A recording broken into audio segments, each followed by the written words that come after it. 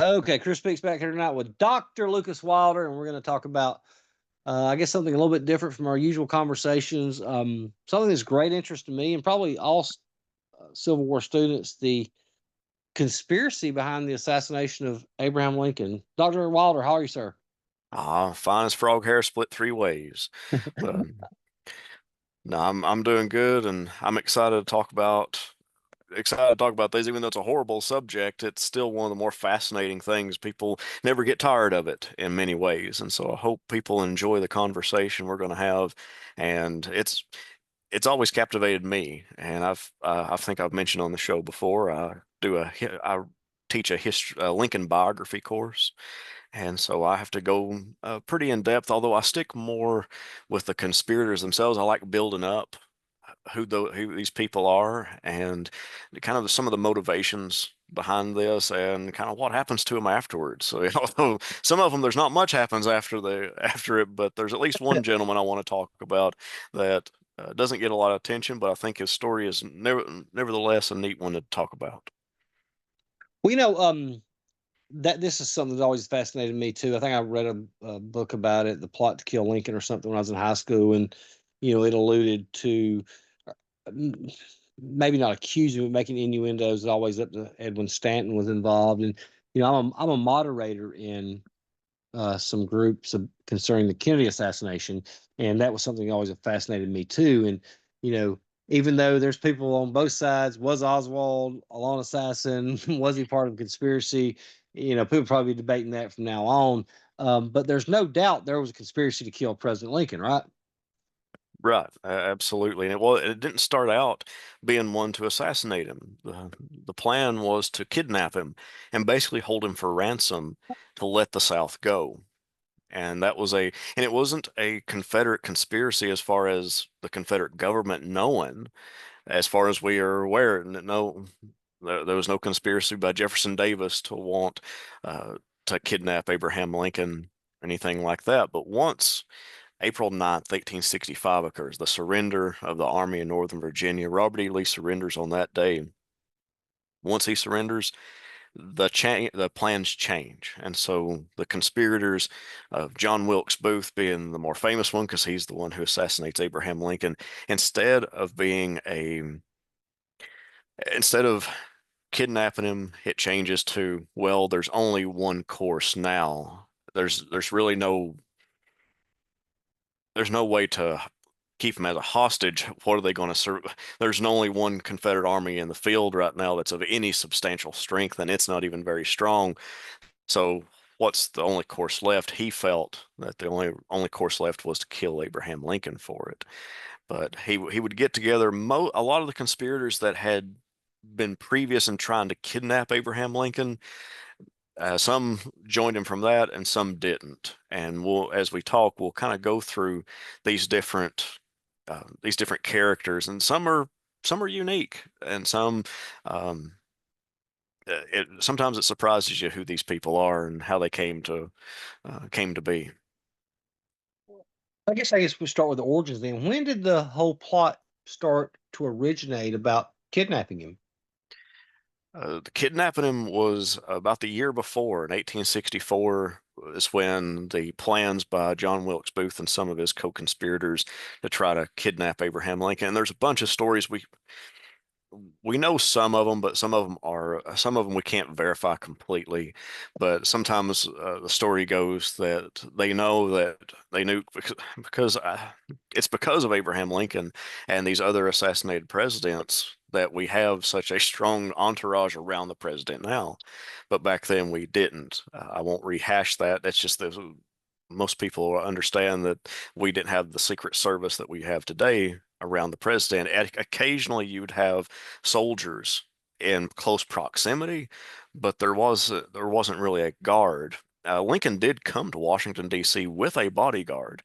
His name was Ward Hill Layman, but he became, if I'm not mistaken, the marshal for the District of Columbia. He became a law enforcement official for the District of Columbia, and he would not be with him for very long once he got to Washington, D.C. Again, he got that law enforcement position, but he kind of became his self-appointed bodyguard, and he was a big man. Abraham Lincoln was tall, but Ward Hill Layman was just about as tall, but had a lot more mass on him. We'll put it that way. Lincoln was lanky. Layman was very much more stronger and stout man. It's funny you said that about the Secret Service. One of the ironies, I think, is, and I know it was not what it was today's, but he actually signed the Secret Service Act on the day he was assassinated. I didn't realize that was on the day he was assassinated. Oh, really? Okay. Well, Graham, I didn't think I could ever get something over on the doctor, but I always say I don't know everything, but I know a little bit about Mhm. almost everything. So was all of these people, the conspirators, were they involved at this time? I mean, the ones that actually, when did they become? I guess you can go through the players. I mean, if you want to. Sure, yeah. Of course, once April 9th kind of comes around, the Confederacy is coming to an end. After that date, it's dwindling at that point. That's when John Wilkes Booth decides, okay, we may have just tried to kidnap him before, but now we're going to try to assassinate not just the president, though. John Wilkes Booth brings these folks together to basically behead the entire federal government. So they are going to kill not only Abraham Lincoln, Andrew Johnson, the vice president, and the Secretary of State. Do you think they didn't understand the line of secession, because the Secretary of State's like 4 or 5 people down? Right. But, well, the Secretary of State in the 1800s is thought of as on par with the president. Ah, okay, okay. And the that you have to remember that for the first few presidents, it Mhm. was the Secretary of State that would become president. So Right. let's go with George Washington first. His Secretary of State was Thomas Jefferson. Now, the next president, number two, is John Adams. Of course, he was the vice president. But then we have Thomas Jefferson. Thomas Jefferson's Secretary of State was James Madison, who then became the next president. And then it just keeps going like that. John Quincy Adams was the Secretary of State under James Monroe, and it just kept going like that. So it was expected, and especially in the early part of the American history, that the Secretary of State was going to become president. By the time the Civil War comes around, that's kind of went away of them becoming president, but that doesn't do away with how powerful the Secretary of State was. And especially in Lincoln's administration, the Secretary of State was extremely valuable to the government, but also to Abraham Lincoln. When um, for instance, with Abraham Lincoln, when his son passes away in the presidency, one of his sons dies during the presidency, his wife is inconsolable, and Lincoln doesn't really have anyone to turn to. He talked politics with his wife. His wife was very political. That's one thing that drew him to her, but she kind of became a hermit almost to some extent, and he had one person to turn to, and that's when he turned even more strongly to as a connection, a friendship with his Secretary of State, William Seward. William Seward was one of his competitors. I won't say his competitors. He was in the running to be nominated as the Republican candidate for presidency in 1860. Because Lincoln turned to him so many times during this war, they had this strong bond. And not only was that bond strong, but the Secretary of State wielded a lot of power and influence with the president. So it wasn't that they were trying to eliminate the succession of presidential line. They just knew that they were trying to behead the federal government. And if you're going to behead it, then you need the president, the vice president, and the Secretary of State. And even more so, you probably could have went with Secretary of War with Edwin Stanton, but it's those three, vice president, president, and secretary of state, that would throw the country into a horrible turmoil. So they are planning on killing those three gentlemen. And so let's go through the characters. Of course, we get John Wilkes Booth. He is an actor. He's not people always kind of compare him to like Brad Pitt, if Brad Pitt killed the president or something. That's not the case. John Wilkes Booth was an actor. He was pretty good, but it was his brother Edwin that was the actor. He is the Brad Pitt. He's the Bradley Cooper. These famous actors that are known nationally. This is Would he this have is the been like a man. B-rate? Would he have been like a B movie actor? Like, Yeah, yeah, it could have been a B movie, or if you want to think of it like this, with Chris Hemsworth playing Thor, and then you got Liam Hemsworth, the brother, the lesser brother, and it's not that like the he's just Baldwin, not. Maybe like even the Alex. bald ones, yeah. You got Alec, and then you got the other ones, and I think that's the problem is that you have the other ones. I can't even name any others than Steven is Alec. the only one I can think of. Yeah. Okay. So think of him almost like that. He is an actor. He's well known, or especially around the Maryland, Washington, D.C. area. He's a So he ladies' man. wasn't a sex symbol type actor that we No, see with some of these guys. I mean, he was a ladies' man from all accounts. He was, as my mama would say, he's a rascal. But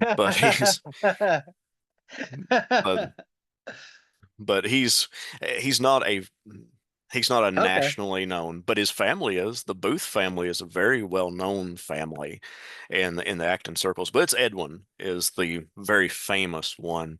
And just as a sidebar here, I was doing research. I'm still trying to find someone to publish this article I wrote on James Edward Rains. He was a brigadier general in the Confederacy, and before the war when Edwin Booth comes and plays, I think it's Hamlet is the play that he's in.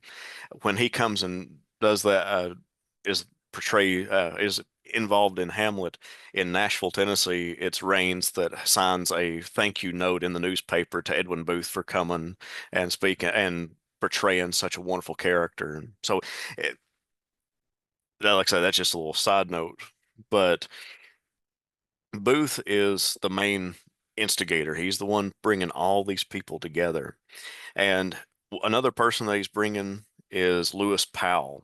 Lewis Powell is the one that he's going to assign to kill William Seward, the Secretary of State.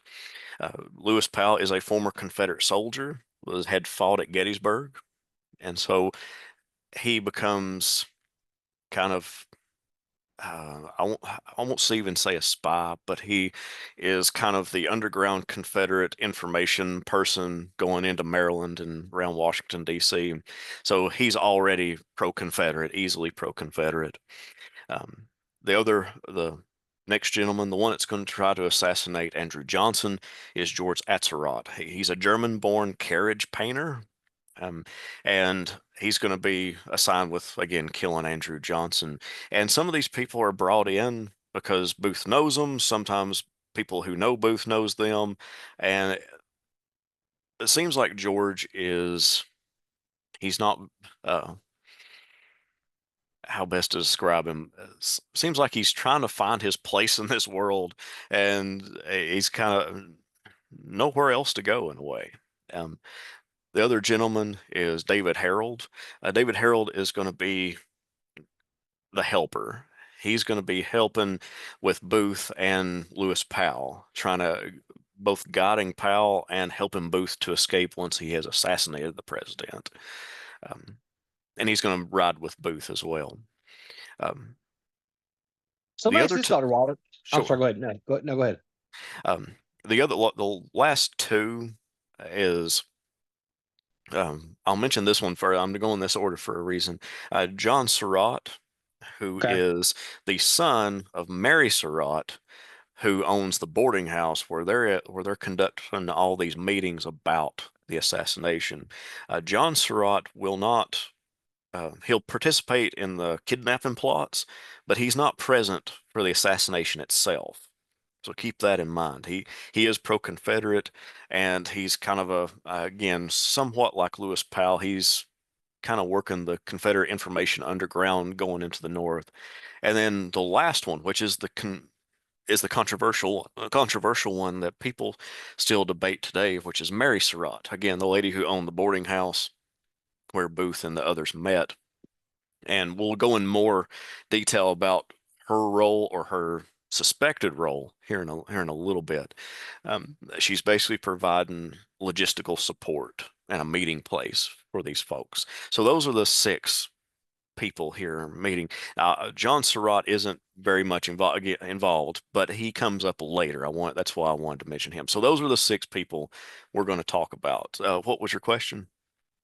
So, you touched on Mary, but what about Dr. Mudd? When did he become into this? Was he participating? And I don't need to get ahead of ourselves, who are, but was he participating in the kidnapping plot as well? No, he was not involved in the kidnapping plot. Okay, Uh, but yeah, he will come up later. But I'm gonna save him for a little bit because sure. uh, his involvement is probably more, in some ways, Mudd's role in all this is even more. Put it this way, I don't know why he was singled out a lot of times. I do know in a way, and I'll let people, I'll give you the information and you can make your own decisions for you and anyone listening. But Mary That's what I Surratt, love about you. yeah, that's what I like to do. I'll give you the information, you make your decisions. I always tell Yeah, I like people, all this. Go ahead. yeah, I tell people all the time, I'm like, I don't want to. I don't want to influence your decision. I'm going to hand you this information. You do with it what you may, but you must have all the information. I don't like leaving people without a good deal of information. You need to look at stuff holistically, and that's the best way to go about these things.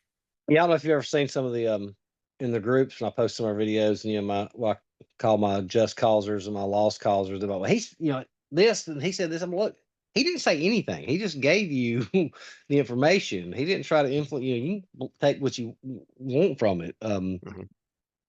But so all right, so let me ask you this.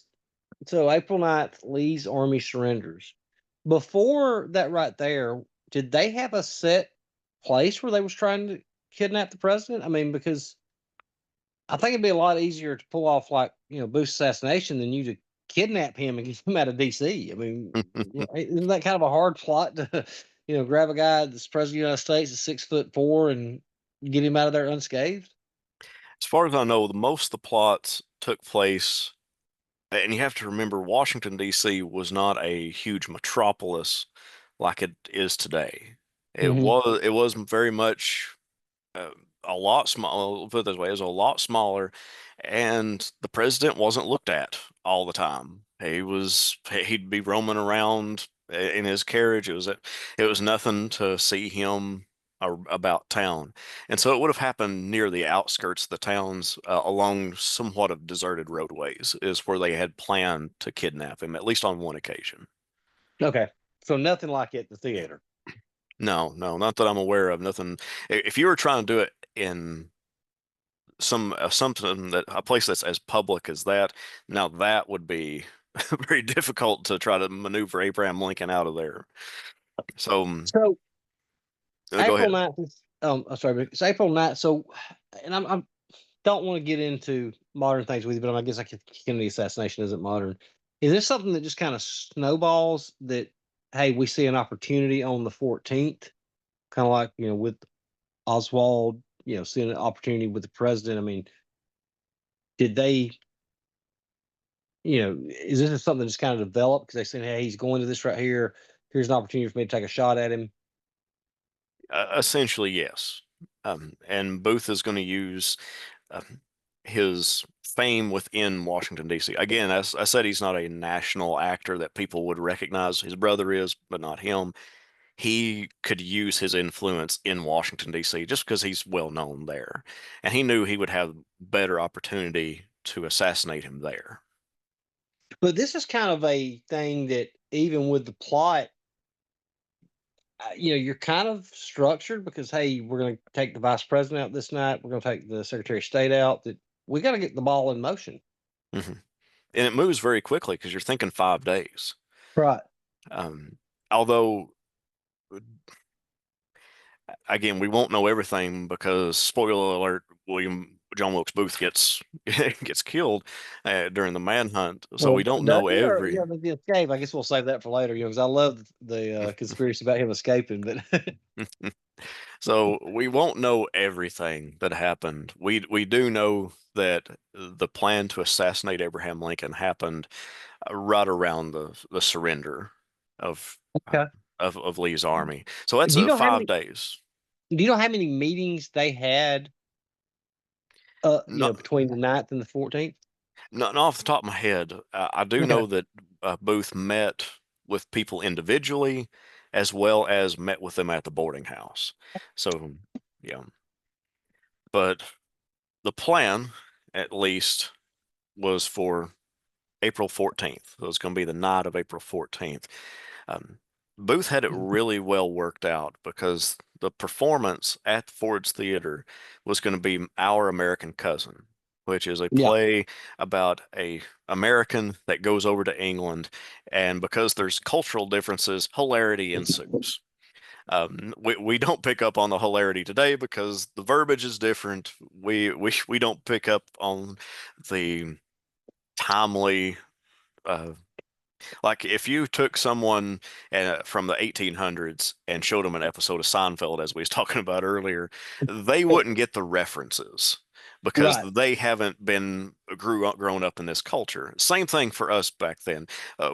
You can watch Our American Cousin today, and you're like, I don't know why that's supposed to be funny, but it's the same exact premise. People back then wouldn't know why Seinfeld is funny. So um, the plan is for John Wilkes Booth to shoot Abraham Lincoln as there's a very funny line that happens, the big laugh of the entire play, and he's going to assassinate him at that moment. So kind of, it's very artistic for an actor wanting to commit a horrible act right there at the funniest moment of a play that's happening at the same time.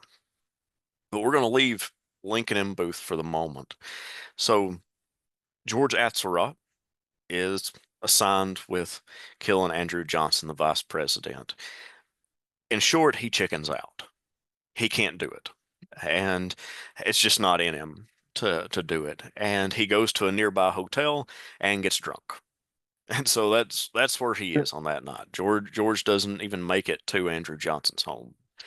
And that's not the case for Lewis Powell, who is signed with killing William Seward. Pat Powell will gain entry into the Seward home. He will be confronted by Seward's son, and then Powell will injure Seward's son, and then go into Seward's bedroom. And Seward is laid on the bed, and Powell will take a knife and start stabbing him in the neck.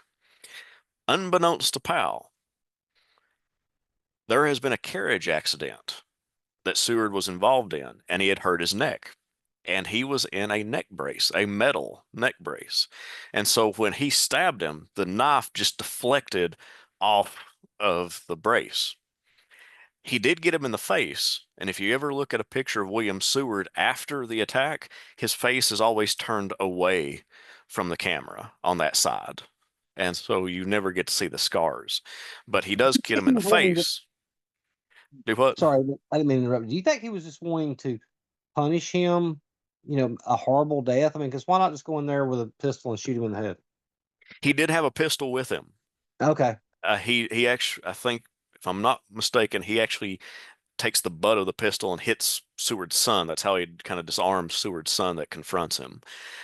But he doesn't want to cause any loud noise because he wants to be able to get away. He's carrying the Oh, pistol. okay. He's carrying the pistol mostly to be able to hopefully not be, if something does break out, he's got a weapon he can fight back with.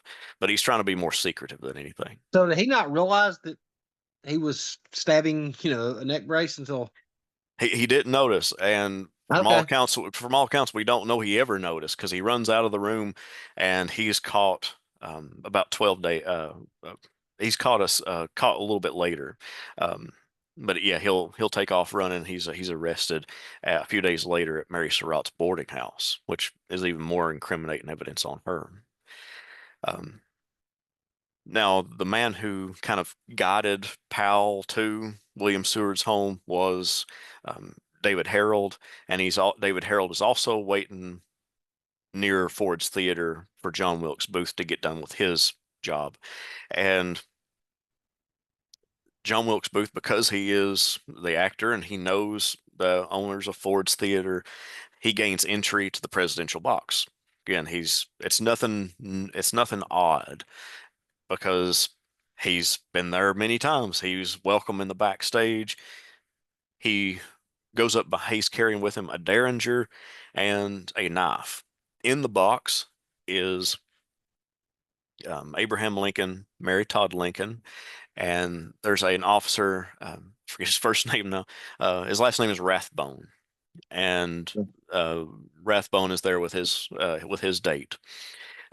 There's always the story that Grant was supposed to be there, Ulysses S. Grant, but apparently Julia Grant's wife, didn't care for Mary Todd, and so they said they weren't going to go. Oddly What about enough, Stanton? hold on. Oddly enough, uh, Okay. the day, oh, Lincoln didn't have to be at Ford's Theater that day. Lincoln could have went to Charleston, South Carolina, because they were going to have a somewhat of a ceremony at Fort Sumter because I it didn't was know now, that. yeah, it was going to, he had that invitation, but he did not take the invitation. So he could have been in Charleston that day, or actually for that few days, but he did not. He chose to stay in Washington, D.C. Just throwing that out there. Anyway, um, Okay, now my head's the wheels begin to turn now. Okay, go um, ahead. so John Wilkes Booth will come up behind Lincoln, of course, shoot him in the back of the head. It is a derringer. It's not as powerful as another pistol he could have used. And so Lincoln isn't killed automatically. He does go into unconsciousness, and he never wakes up from that unconsciousness, but he's still technically alive. The Rathbone tries to disarm John Wilkes Booth, but Booth uses the knife to slice him on the arm, and Booth will jump. And depending on who you're talking to, these are always kind of somewhat contested. I'm not saying this is the Lord's truth or anything, but he supposedly got caught up because he was going to jump from the presidential box onto the theater stage. He gets caught up in some of the tapestry, like the American flag that's hanging there, or at least the red, white, and blue tapestry there. And he gets caught up in that. When he falls, he breaks his leg. Or does he break his leg some other place? There's actually some indication he may have actually landed it perfectly and then broke it later, but that's neither here nor there. Either way, he gets onto the stage and supposedly yells "Sic semper tyrannis," which means "thus always to tyrants," and heads out the back door. That's where David Harold is waiting for him, and they take off. And then the manhunt begins. Because it happened at that moment, that was the loud, everybody was laughing, and everybody kind of knew John Wilkes Booth, at least knew of him in the area. It it was almost, is this some kind of joke? Is this some Yeah, kind of prank? Is this part of the show? They quickly realized no, but he's able to get away, and then that starts the manhunt. And uh, word goes far and near, but again, word doesn't travel that quickly. He moves yeah. through There's no telephones, yeah. TVs, or anything like that. hmm he moves through Maryland. He crosses the Potomac River. He's hiding out uh, in woods and farmhouses. But the big moment is when he goes to Samuel Mudd's home, Dr. Samuel Hey, Mudd. Don, let me ask you Yeah, this sure. for you. Either way, wasn't there something about when he or the bridge going leading off the Potomac or something out of DC, and he knew the password with the soldiers there, or maybe or they? Yeah, I just remember there was something about that. You know what I'm talking about? I know part of what you're talking about. I'm not sure of all the ins and outs of him Okay. having to ask the Yeah. passwords. I do know they had a difficult time getting across the Potomac because it's not. Let's just put it this way: it wasn't easy for them to get across in boats or with him having that broken leg. So But once they make it to Samuel Mudd's home, it's not a coincidence that he arrives at Dr. Mudd's home. He knew Dr. Mudd. He had at least done a business transaction involving a horse at one point, not too far distant from the time period that the assassination takes place. So they knew one another. It wasn't just happenstance that he comes to that home. He knows he's a doctor. He knows he can help him. And there becomes the big question. Does Samuel Mudd know that John Wilkes Booth has assassinated the president? And do you consider him bandaging up his leg as signifying that he is assisting? If he knows that he has assassinated Abraham Lincoln, then that is aiding and abetting a criminal. But Well, let me if ask you this, not, Dr. Wilder. yeah, Was he, is it safe to say that he was headed to Samuel Mudd's place after he assassinated the president? And if he was, does that incriminate him? I don't think so. And the reason why is because I don't know if he would have went to Dr. Mudd's house if he hadn't been hurt. Okay. But I think, this is all just hypotheses. I don't know this for sure, but in my head, if I was John Wilkes Booth, the second I got hurt and I knew I was heading into Virginia, I'd be like, I need to get to his house at least because I know him. You're going to try to find somebody you know. Hmm. And so when Dr. Mudd bandages up his leg, puts a splint on, and then they're back at it again. They're on the run. Federal soldiers are pretty close. They're gaining on him, and they finally chase him down to a farmstead, and he holds up in a barn. David Harold surrenders, but John Wilkes Booth does not. The soldiers decide that they are going to burn the barn down. In the act of it being burned, Boston Corbett, one of the soldiers, sticks his gun through the slats of the barn and shoots John Wilkes Booth. So we lose a lot of information as to what all the information about the assassination, who knew what and when.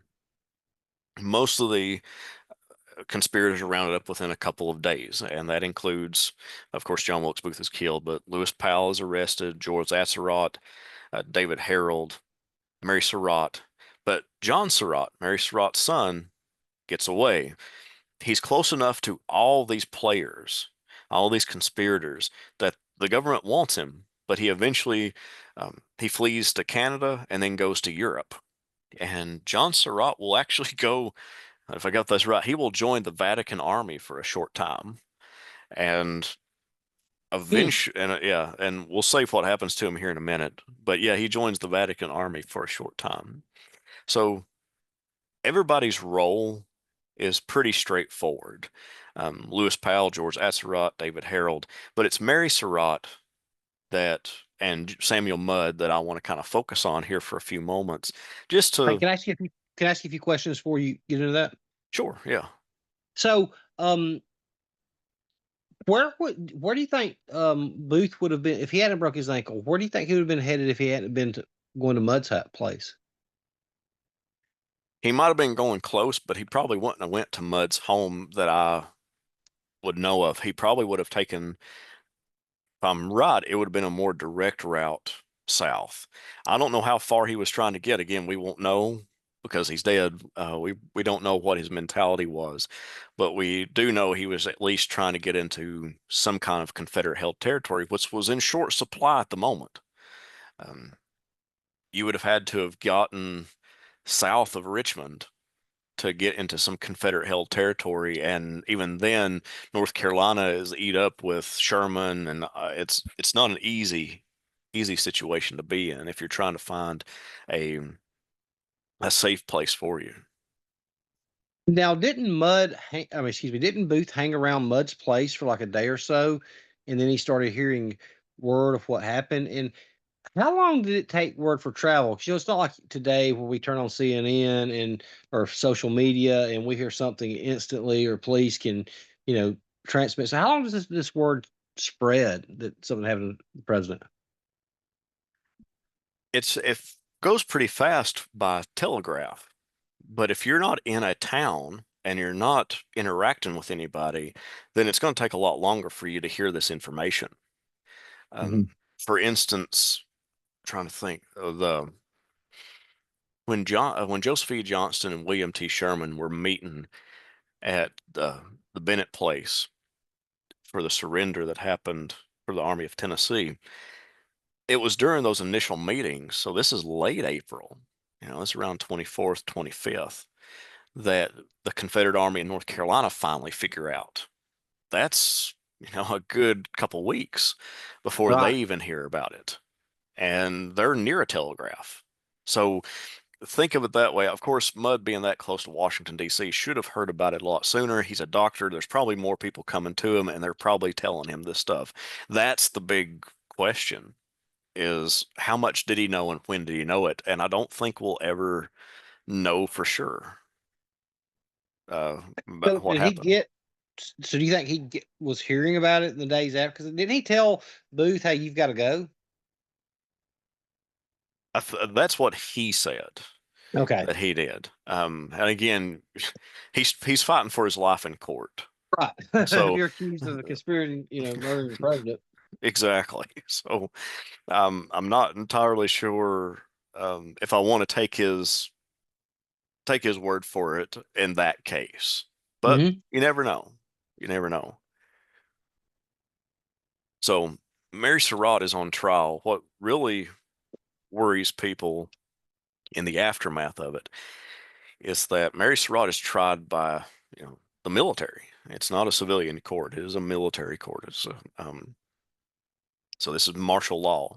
Uh, and here's the case, uh, basically the prosecution's argument.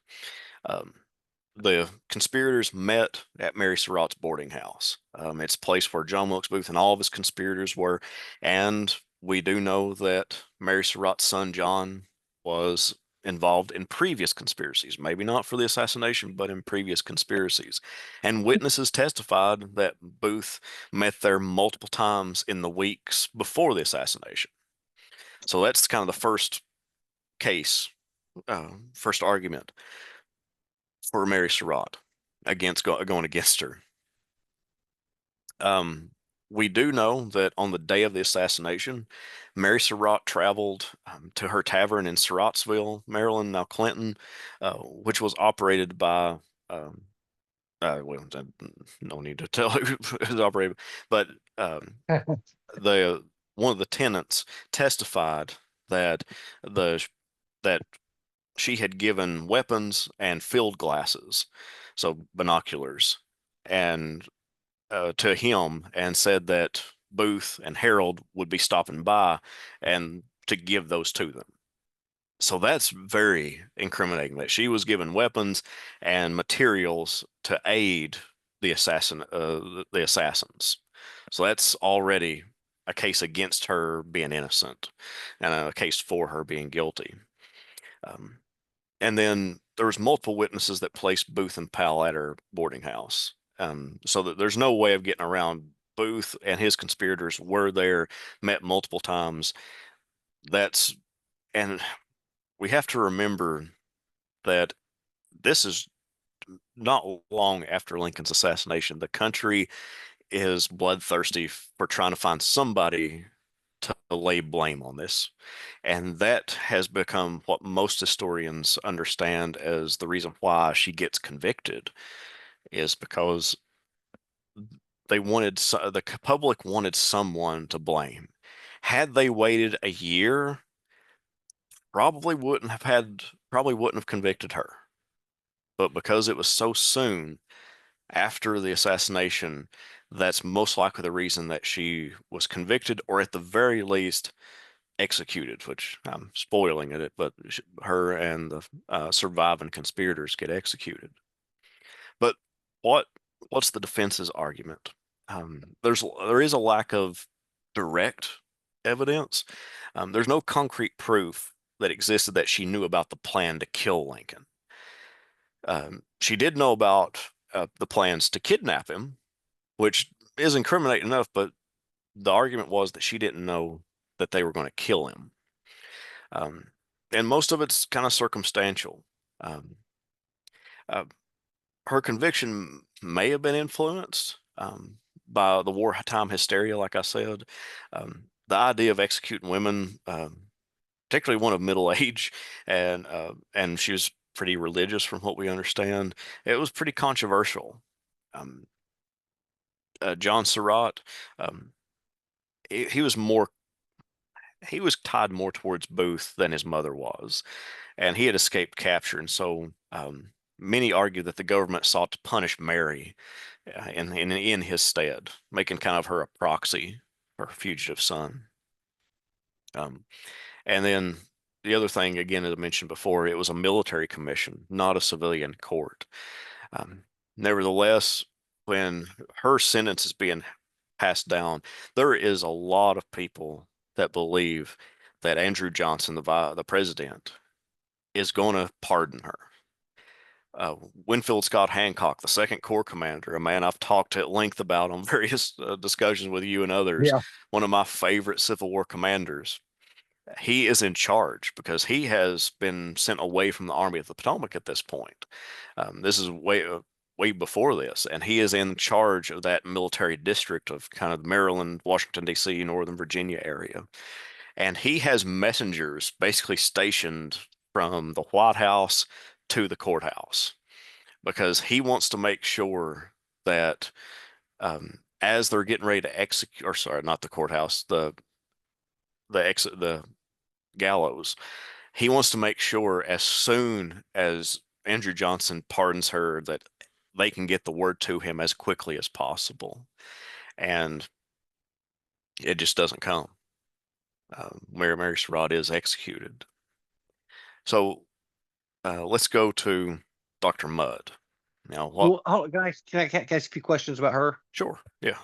Um, wasn't there something about her stashing weapons in the house too? Yes. That okay. And Yeah. is it true that the writ of habeas corpus never made it to Andrew Johnson's desk? What do you mean by never making it to his desk? Okay, so I'm sure. Have you ever seen the movie The Conspirator? No, I haven't watched it all the way through. I think I remember starting at one point and then something happened and I wasn't able to finish it. So I mean, this was 15 years ago. I remember when I watched that. Her, if I remember correctly, her original defense counsel was from Virginia, or at least a Southerner, and they assigned her one from the North, and that he put in a writ of habeas corpus, um, seeking for the pardon, but they never gave it to President Johnson. I don't know if that, it's hard for me to place that because I know that Hancock believed that the pardon was coming. I, I don't know if he would have known that that was on his desk or not. If he didn't, if he knew it wasn't on his desk, I don't know if he would have placed all those couriers to be able to pardon. Um, but I'm not sure. I really don't know. I've heard that they had an umbrella out there for her too, because a woman. Now, so let me ask this right here too about her defense. Now I know that we had plenty of female spies in the Civil War, but implicating a woman in a plot like that in 1865 did that sound crazy to the people at that time? Somewhat crazy, yes. Um, but again, it was the act itself that made the situation that changed the situation. You have women that are spies and they are arrested, but and they're kept for a little while a lot of times, but a lot of times they're released. It's and it is because they're women that they're released. A male spy wouldn't be treated that same way. A lot of it's just uh, some of it is believing that women could easily be manipulated, and so they don't know what they're doing. is preposterous to us now, but that's kind of what they believed. But also they didn't want to take um, to give harsh punishment to women because of stuff like that. So it's not, it is odd and it's not odd at the same time. It is odd because this is the very first woman executed by the federal government. So that's new. But we also hadn't had a president assassinated before. So that changed it. Whether she was a woman or not, it really didn't matter at that point, especially with that wartime fervor, uh, just months after, or the trial happened just months after the assassination takes place. Now, I know this is last question, and this is probably a question nobody would know the answer to, but if this is up under a civilian court where you have your constitutional rights afforded you, is this not going to be a much tougher conviction getting beyond a reasonable doubt than it is before the military tribunal? I think so. It would have been much harder to convict her. At least, even if they did convict her, I don't know if they would have executed her. Because it only takes one to hang a jury. Right, exactly. So, again, even if they did convict her of being a conspirator, I don't know if they would have executed her had it been a civilian court. But again, that's just my opinion. I can't Okay. really, Right. Yeah. I mean, you know, when a defense attorney told me one time, you never know what a jury's going to do. exactly. You know, but so let's move to Dr. Mudd. Kind of Sure. what's the case for, or what's the prosecution's argument? And they said that Dr. Mudd treated Booth's leg. We know that just hours after the assassination, and he sheltered Booth and Harold overnight. He gave them some food and a place to rest. Um, that's not a crime unless he knows the situation, but this is the prosecution. Evidence did show that Booth had visited Mudd's farm in November and December of '64. Like I said, mostly a horse deal, but possibly to discuss escape routes. That's what they were arguing, and a safe house for the kidnapping plot. This also suggested a pre-existing relationship and potential complicity in it. Um, there's a failure to report is also what the prosecution says, which is Mudd delayed informing authorities about the suspicious visitors. His failure to promptly report Booth's presence was viewed as proof that he was aiding the assassination. And the prosecutors claimed that Booth's route through southern Maryland followed a prearranged Confederate underground network, and Mudd's house was one of those stations. That's that's what they're claiming. Now the case, what's the defense saying?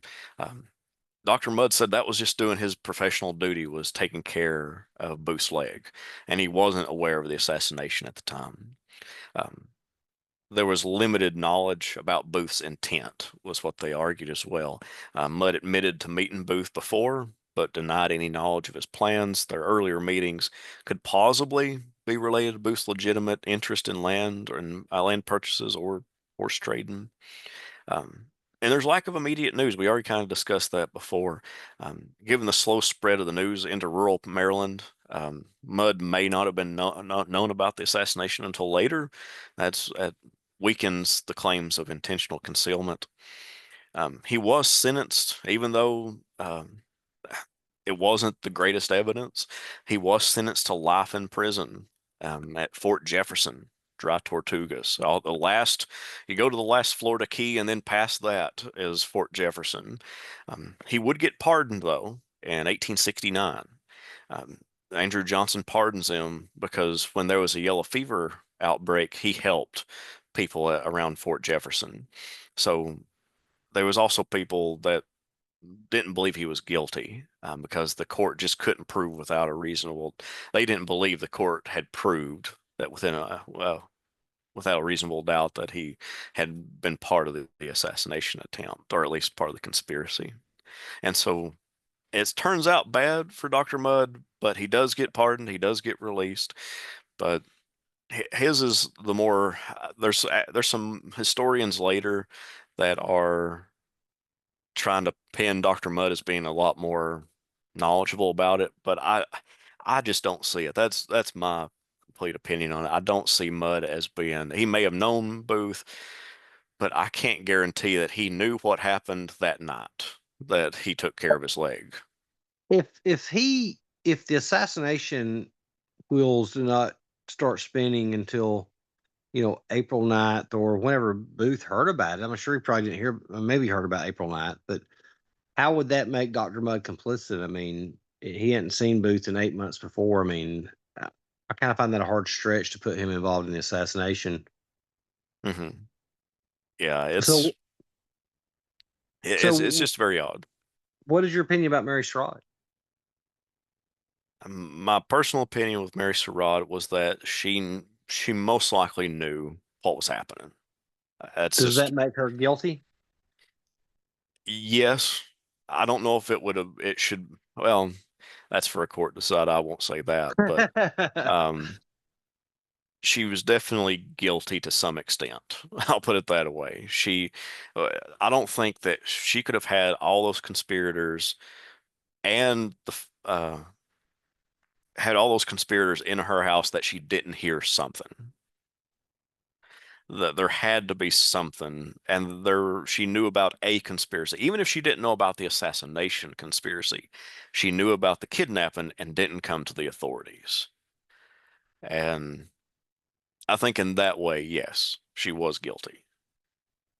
But Okay, so was there somewhere you leading into the next one, or before I start asking you some more questions? no, actually, I want to go into something that a lot of people don't talk about. Sure. So, um, we mentioned just briefly Rathbone, who is the gentleman that's Yes. Yes. in the booth, no pun intended, in the booth with Abraham Lincoln. Um, he marries the lady he's with, Clara Harris. They marry a couple years later, and because of the assassination, we figure that Rathbone suffers horribly from PTSD. Right. It's pretty evident. It's a very sad story with them because he will eventually we see he obsesses over the assassination quite a bit. He replays the event over and over in his mind.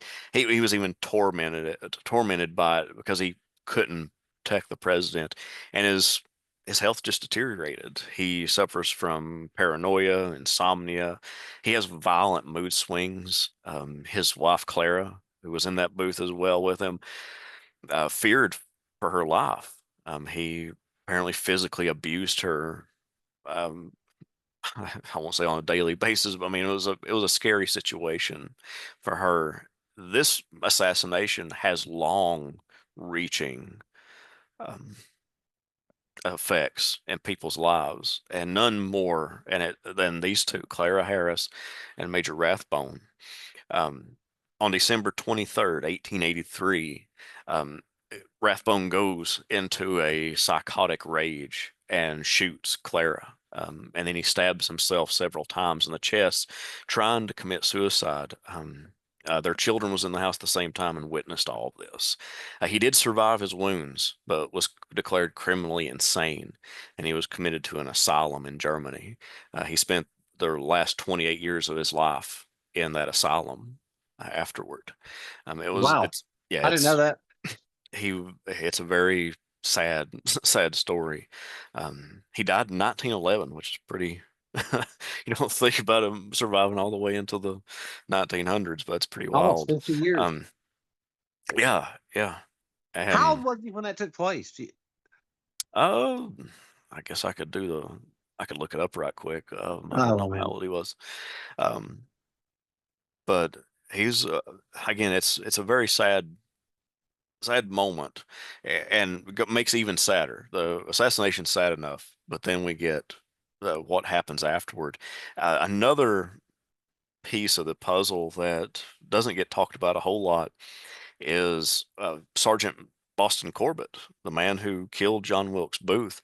He was already somewhat mentally unstable Yeah, did he castrate before. himself? Well, I'll get there. Yeah, Okay. yes. With a pair of scissors. Oh, Um, fuck. yes. He tries to become a eunuch. Um, and Oh, but that's not even all the stuff. I mean, he was a brief biography of him. He's born in England, born in London, England. He moves to New York when he's a child. He worked as a hatter, probably exposed to a lot of mercury vapors, and which caused some of his neurological damage. Possibly that's where we get Mad Hatter at. Um, After his wife died in childbirth, Corbett basically drifted until he underwent he went through a powerful religious conversion, um, and he uh, he serves in the Union Army. He's with the 12th New York Militia, New York State Militia. Later joins the 16th New York Cavalry. Um, he reprimanded soldiers for profanity. He stopped marches to pray publicly. I mean, he was a very much what would be considered even in that time a religious fanatic. Um, he was captured by Confederates in 1864 and imprisoned in Andersonville. Um, so I mean, it's he's he's not got an easy life, and everything just kind of builds up, and so he kills John Wilkes Booth in the manhunt. Um, After the war, he's kind of celebrated as a national hero. He goes on tour, he gives lectures about the capture of John Wilkes Booth, but he's still a little unstable. His religious mania it kind of alienates him from people. Um, he interrupts church services to shout scriptures. He believed government officials were persecuting him and that God had chosen him for divine missions. He eventually goes to Kansas and he's appointed the doorkeeper for the Kansas House of Representatives, kind of like they don't know what to do with him. It's like, oh, here's a job for you. But because he is a hero to a lot of people. You know, he took down John Wilkes Booth, and so they give him that job as the doorkeeper for the Kansas House of Representatives. Um, However, he again in his mind he thinks people are plotting against him. Um, he he brandishes a pistol and chases the legislators around the capital of Kansas. He fires several shots. None of them kill anybody, but he fires a few shots. He's declared insane and he's sent to Topeka Asylum for the insane in 1887. But that's not the end of his story. In 1888, he escapes from the asylum and uh, he was allegedly heading to Concordia, Kansas, where he had friends, but there's no verified records of his death. We don't know what happened to the man who killed John Wilkes Booth. He kind of just drifts away. We don't know what really happened to him. so we know about everyone that got hung. John Surratt, he came back and did a speaking tour after the assassination, right? Yeah, John Surratt, he gets brought extradited, if you want to call it, to the United States. He's found out who he is. He was fighting. He was in the Vatican army, and so they bring him back to the United States. But he's never sent to jail for anything he had. But again, this is years later, um, and or at least a year later, sorry, and the fervor had died down. Abraham Lincoln's death wasn't fresh on people's minds, and so John Surratt gets away. Um, I he probably knew more than probably his mother did, but because of the timing of the situation, he doesn't suffer any um, uh, any prison time. Um, wasn't there a guy who was supposed to be guarding the entrance to where President Lincoln was at, but he went over to the hotel and got drunk too, and that's how he gained access? Some people said that, and some people think that John Wilkes Booth, whether there was a guard there or not, probably could have easily got in either way. So I tend to believe that myself. Even if there had been a guard there, I think John Wilkes Booth would have easily been able to have gotten in there just because he was who he was. So now, I guess for the $64,000 question, how far did this conspiracy go? Because did it go to Edwin Stanton? I mean, if Lincoln had been invited to go to South Carolina, but yet he went there, how would Booth have known to put this in motion? It's odd today, but think of the newspapers in the 1800s almost like Facebook. If newspapers of towns would tell you what people were doing and when they were doing it. And it sounds odd to us today, but that's why if I go on vacation or something, I don't tell people until I get back that I went, because I don't want people knowing what I'm doing. Yeah. So I got a kick out of it because, and it's one of the best ways to get information is because I was looking at some Knoxville newspapers just because it's in my area, and it'll say so and so went to visit their cousin in Nashville, Tennessee, and they'll be back in 2 weeks. And Yeah. it's just this is throughout the entire paper, that especially smaller papers that didn't have a lot to report in towns, you just reported the town gossip. And so that's how John Wilkes Booth would have understood where Lincoln was going to be.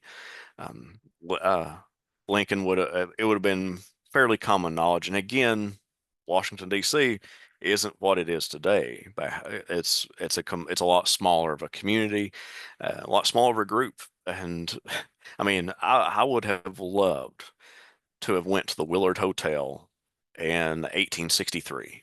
Just put any year would have been fine, but just say 1863. How many famous Americans came through that one hotel in just a month's time? It would just blow your mind. How many generals, how many politicians, how many presidents? I'm saying, Abraham Lincoln and others would have walked through that hotel just in 1 year. That's just fascinating to me. And so people knew one another. They knew you, especially congressmen, because you would stay at boarding houses. You didn't live there all the time. You'd only live there during the sessions, congressional sessions. So the congressmen would eat dinner with one another. Sometimes they shared rooms together. I mean, you may have been different political parties, but you were always talking to one another around. I'm not saying they weren't uh, mean to one another at any times, but they were much more on a personal basis, knew one another than they would be Only today. until only until, here recently did we become into this this meanness than what we had. Um, I don't, back when they were friends and stuff. Um, I mean, I'm right back in right. So let me ask you this, Dr. Walter. You heard of John St. Helen? John St. Helen. You have to refresh my memory on him. John St. Helen. He lived out in East Rose, Texas. And when he had a little bit too much to drink, he would speak in, baritone and re uh recite Shakespeare. And I remember I got the story. Anyway, make a long story short, he said that his real name was John Wilkes Booth, and that he had ran a saloon out there for the next 35, 40 years. Um, and, and he got sick, and there was this guy named Ernest Blankenship that supposedly he gave a derringer to and said he shot President Lincoln with. And then he got well. And, some Booth people supposedly came to meet him, and, that didn't happen. So when he died, Blankenship got the body and had shipped it, it was around the United States, and had thing almost mummified. And there was people that was saying, this was John Wilkes Booth. If you can prove it's not, give me my $100. This guy said, I can prove it's not him. He said they were in a sword, practicing a sword fight, and he said I cut him over the right eye, and sure enough, there was a scar there. Have you ever heard about John St. Helen, the guy that was supposedly John Wilkes Booth? I think I've heard of it, but because I didn't give too much credence to it, I didn't pursue it any. So you don't think there's, John Wilkes Booth died in that barn? I firmly believe he died right there in that barn. I just love conspiracies and that's one of the fun ones. Was there anything else we should touch on with that? No, speaking of those kind of conspiracies of people who didn't actually die, I love the Billy the Kid ones, where all these old timers would claim to be Billy the Kid or Jesse James or all these folks. Um, I get a kick out of them, but I don't believe them. Again, these are people that like telling tall tales. But no, Yeah, I think we're good on the conspiracy though and the manhunt. Jesse. I mean, the one with Jesse James. Didn't they say he lived? The guy who was died or whatever. He lived actually in 1956 or something. Hmm. Yeah, I don't know, it was that late, but yeah, he was. It was late enough. Yeah, I think it was like in the maybe even the 50s, or you could be right, even into the 60s. But Um.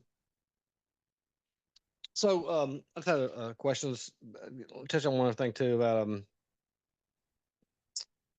when Booth would have known he was there. You said that who have known there just through the newspapers? yeah, you could have known from the newspapers or just gossip around town. I I don't know when he decided he was going to the theater that night, but it wouldn't have been difficult to be able to find out whenever Lincoln did know. Did Stanton turn down an invitation from Lincoln to go? I don't know if he turned down the invitation. The only one I know of definitely was Grant, or at least that's the story that Grant turned down the invitation.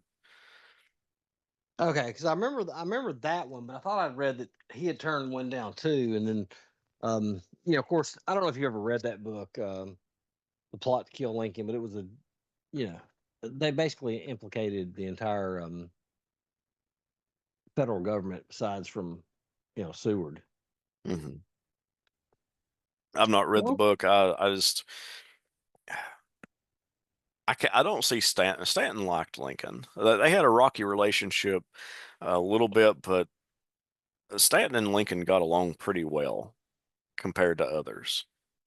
So I don't see that being a shut case. so we've heard, I remember things about the Confederate Secret Service out of Montreal. Were they involved in this at all? Not that I'm aware of. No, no. Okay, This so, was you don't think the I'm Confederate government was involved in the assassination at all? I don't think they were. I really don't. There's there's been no indication. Uh, Booth was apparently acting alone. There's I don't know how he would have gotten information to the president, the Confederate president, to have done anything like that. And I'm always reminded of when Johnston and Sherman met to discuss that, and they find out that Lincoln's been killed. Johnston is he begs Sherman. He's like, "Don't take this out on the men." And they didn't know anything about it, and neither did I. They was like, and Sherman's like, "I trust me, I know that there's no way this would have been anything on them." And so I think that's a very human moment for them. Did Mary talk Lincoln into going to this assassination? I mean, she's not going into assassination. Sorry. I mean, did she talk him We into know what going side into? you're on, don't we? Did she talk him into going into this or going to the Ford's Theater that night that he didn't want to go? I don't think she had to talk him into it. No. Hey, let me ask you this right here too. You was talking about her being very political. Is it not true that she dated three of the four men in the 1860 presidential race? And two. It should have been Stephen Douglas and Abraham Lincoln. Breckinridge was actually her cousin. I don't know if they ever went out or was anything romantic between them. They were Oh, cousins. oh, okay. Hold up. Did she not date? Maybe I got this wrong. Did she not date Jefferson Davis too? No, no, not that I'm Okay. aware of. No, her. I really don't know when she would even had an opportunity to. Yeah, Jefferson Davis was a politician in Mississippi, and in the Army, I don't see when they could even possibly have done that.